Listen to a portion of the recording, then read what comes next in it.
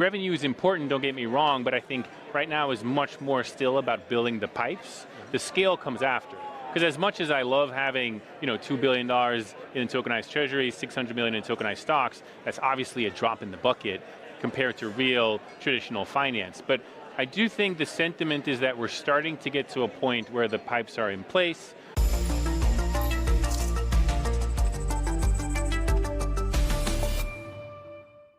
Our next guest is going to give us a full view of what's been going on at the Ondo Summit and Ondo over the last year. We're joined now by Ondo Finance's president, Ian Bode. Hey, Ian. Hi. Doing double duty today. Yeah, that's right. Busy day today. Busy day today. Just maybe you're ready for the top job. Yeah, maybe, who knows. All right, we are at the Ondo Summit. Andy and I were here last year. Talk to us about the last year for Ondo. We heard a little bit from Vice Chairman Patrick McHenry, but from your perspective, what's been going on over the last year and how is it culminating at the summit? Yeah, no, 2025 has been a phenomenal year for Ondo, quite frankly.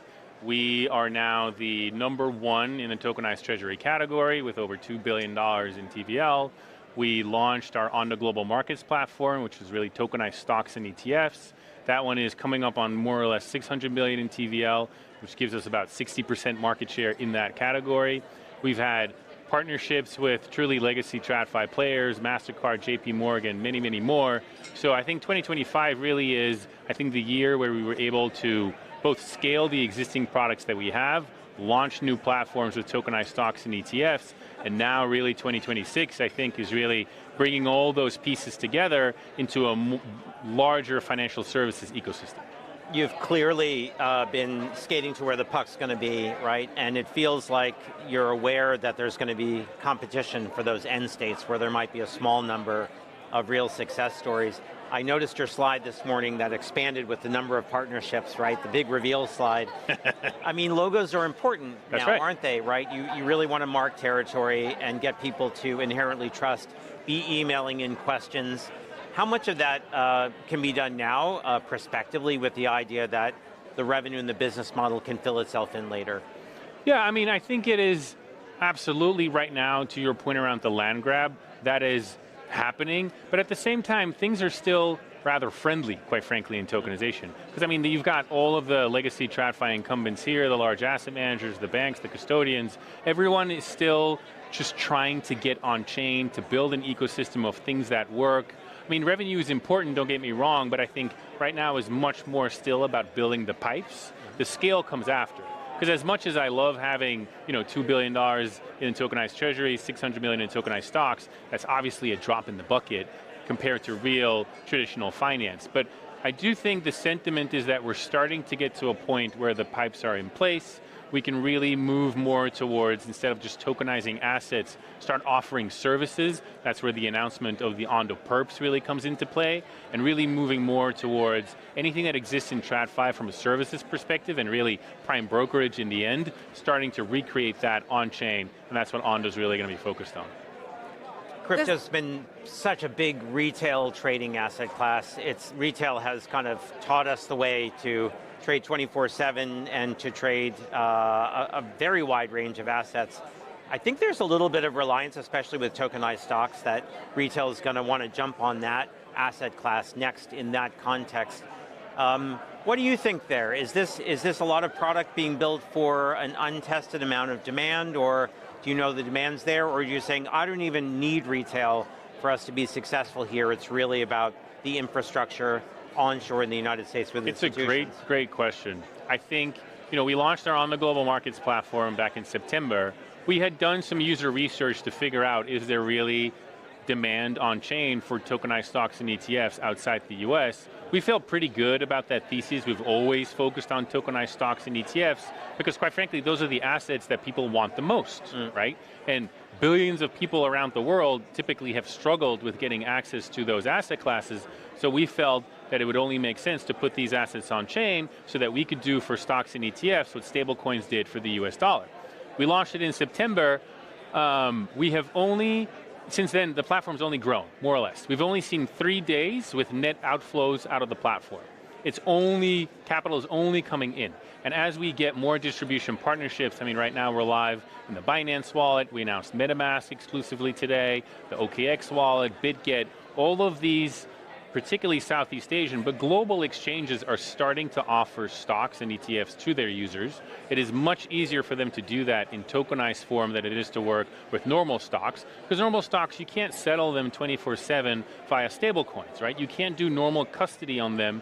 These crypto exchanges have built out custody, accounting, everything works with tokens, so it's much easier for them to do that with tokenized stocks, and we're seeing very rapid adoption from that retail segment, particularly if we end up now hitting into a more challenged crypto environment where crypto prices are depressed. People want more exposure to stocks and ETFs, right? There's a lot of FOMO around gold, around metals, more broadly. Our platform right now enables anyone globally with stablecoins to buy these assets at the same price that they would be able to buy it like in a brokerage account. That's a meaningful innovation, and we're seeing real demand offshore. You mentioned the MetaMask story that broke this morning just before we started the broadcast. A lot of announcements coming out of the summit. Which one is the one that you want to highlight that indicates where Ondo is going for 2026? Ondo Perps, by far. So we announced Ondo Perps today. It's going to be the platform that offers the best liquidity for perps on equities and commodities. And the reason we can offer that is because the key innovation that we're enabling is having spot assets, so any type of tokenized stock or ETF, pledging those assets as collateral, so market makers can very easily open up a short, be fully hedged in the eyes of the platform, and really add liquidity to the venue. Every single other venue right now only offers stable coins as collateral, and that gets you into trouble when you really want deep liquidity on the other assets. So I think that really is the key differentiating factor, and the reason we can uniquely do that is because we've built on the global markets that puts the TradFi liquidity of all these spot assets on chain. So I think it's a good example that also just illustrates how all of our platforms are composable with each other. Like we can do perps in a different way because we've built on the global markets, and ultimately what we're really building towards is really truly prime brokerage on chain, where perps is really just the first step in that path.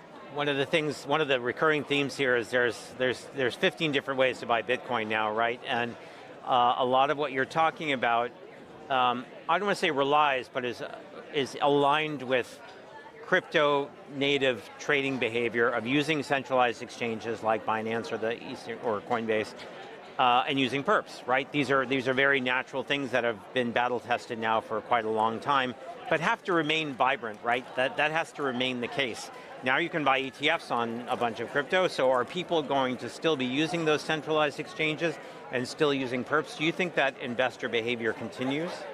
I think so, quite frankly. I think all of these crypto exchanges, crypto wallets, all of these platforms are just evolving to be an everything app, right? When you take a little bit of a step back and you look at the space, it doesn't actually make any sense why you would have a separate platform for crypto and then all of a sudden a new platform for stocks and ETFs.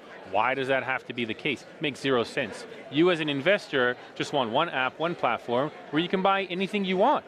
And if that includes going long on stocks or crypto via a perp or via spot margin, options, prediction markets, all of these things should be possible all on the same platform. And I think that is the power of the Ondo Global Markets platform and now Ondo Perps that we're building, and we're looking forward to partner with a lot of these crypto exchanges so that they can offer it to their end investors. Ian, thanks so much for joining us at the desk. Thanks for having us at the pleasure. summit, and we'll see you around. Sounds good. Awesome. Thanks. Thank you.